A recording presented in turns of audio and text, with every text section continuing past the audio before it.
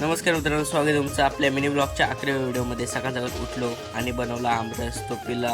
नंतर केली तयारी करून गेलो साखरपुड्याला. तिथं जास्त लोक आली नव्हती. नंतर लोकांची वाट बघितली, साखरपुडा संपला. नंतर आलो घरी, तर आपल्या लाडके श्रीमंताचा ब्लॉग लावला.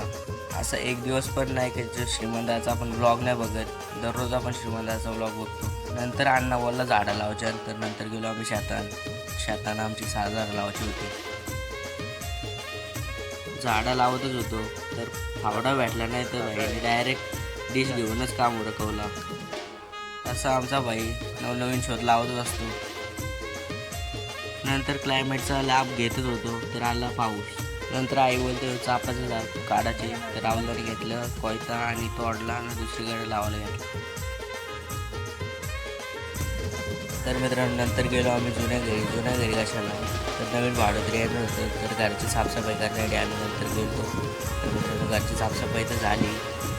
कसं वाटते तुम्हाला आमचं जुनं घर? आवडलं असेल तर कमेंट बॉक्समध्ये नक्की सांगा.